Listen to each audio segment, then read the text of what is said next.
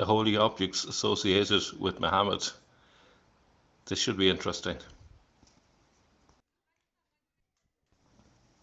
I wasn't too sure where I was going at that point, but figured it out and started heading towards the entry.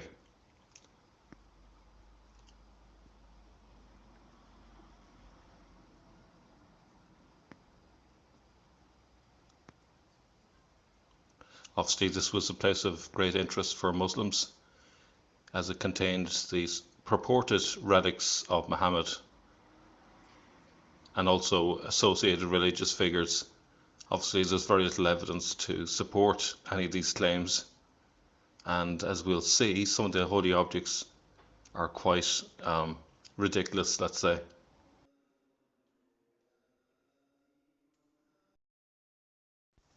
You can see there the Topkapi on display.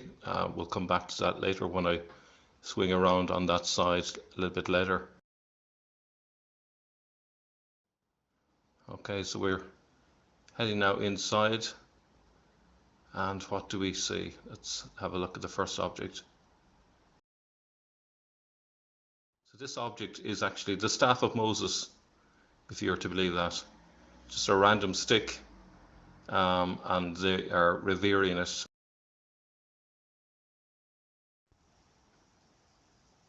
Okay, so next up is the footprint of Muhammad.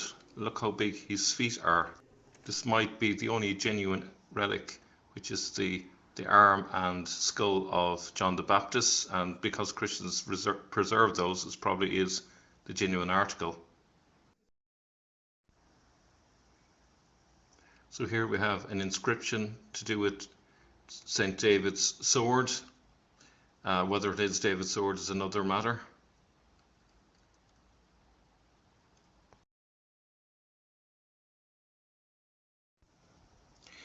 So here we have a stone pot purported to be belonging to the prophet Abraham.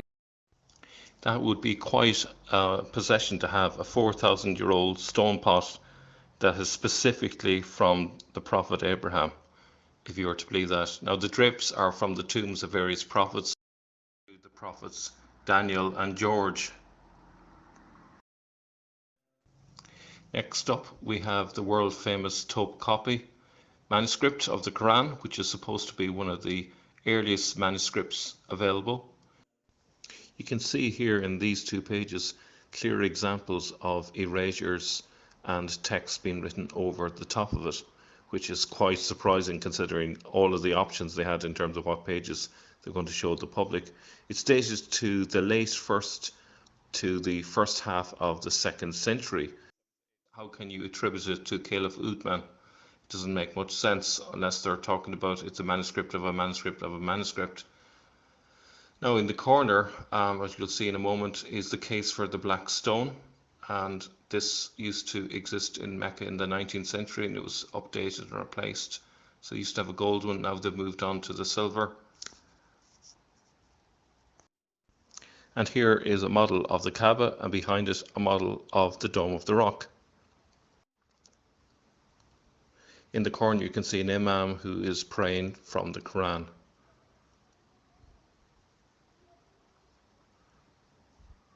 Over here is the Hadiths of Al-Bukhari, at least a copy of them, and I think they are the only full copy of it from the 19th century.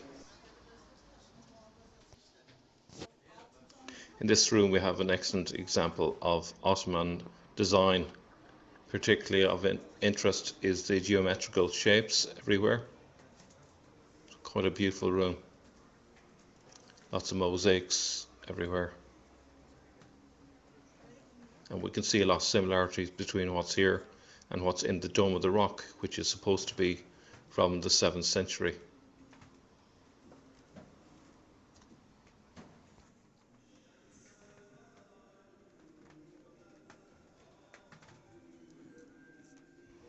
Here we have a slightly smaller footprint of Prophet Muhammad.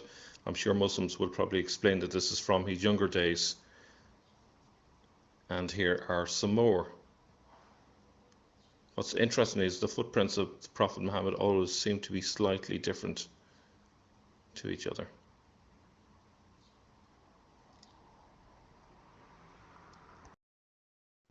This box is supposed to contain the hair of the Prophet Muhammad. The Prophet Muhammad's hairdresser was not one for throwing away hair, and we have lots of other examples of hair kept supposedly with the Prophet Muhammad, none of which look particularly like hair, and it looks like they've applied hair dye. They've listed it as beard hair, but I can't see how it is. But it certainly is of interest to the Muslims who come here. It's the closest they can get to the Prophet Muhammad. The next part up is the seal of the Prophet Muhammad. I was afraid to look, but it turned out the seal was literally a seal and not a big wart on his back. Again, we have no idea if any of these objects actually are from the time or are actually what they purport to be. But they have helpfully given a magnifying glass for people to have a close look at it.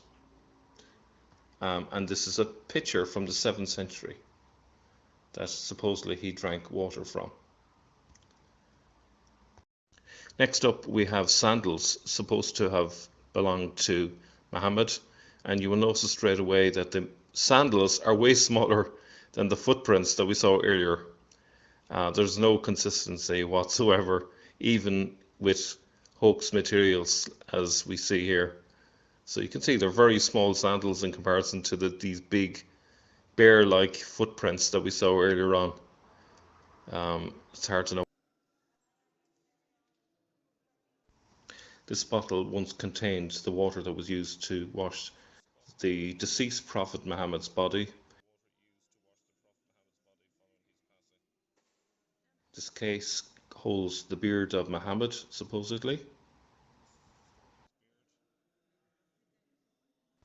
And the last container contains holy dust. So here we have the sword of Khalid ibn Walid. Here is another example of a sword by Khalid ibn Walid. Here are leaves from a tree planted by Caliph Ottoman. It seems they're desperate to prove that Ottoman was a real person here. Next up we have some beard hair from Abu Bakr. Next we have a verse from the Quran supposedly written by Caliph Ali.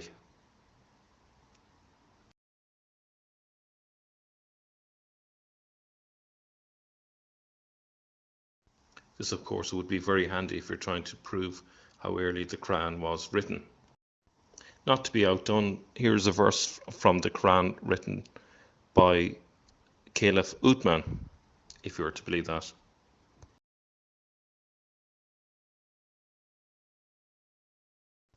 So here is the sword of the Caliph Umar.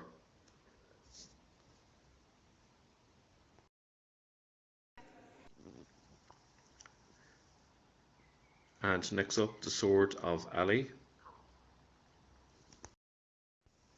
And also the sword of the Caliph Ottoman, apparently. And finally, the sword of Abu Bakr. The museum also supposedly has the bridal veil of Fatima.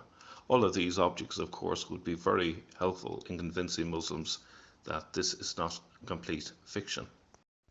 They've also included some supposedly 7th century headdresses to complete the display. It also has the chest of the Prophet Muhammad's daughter Fatima. No, not that type of chest, the sort of chest where you store money in. It also contains the dress of Fatima. Now if you take a look at this dress, you'll notice that it's quite a large dress, presumably when she was an adult. Are we supposed to believe that the daughter of the guy famous for collecting booty would have such a plain dress on his daughter? It doesn't seem very credible to me. It's not clear whether this shirt associated with the Prophet Muhammad's daughter Fatima, which is inscribed, is meant to be from the 7th century or just um, done in honor of her. But it does seem more like a 16th century uh, object, and here's another example of the same type of inscription.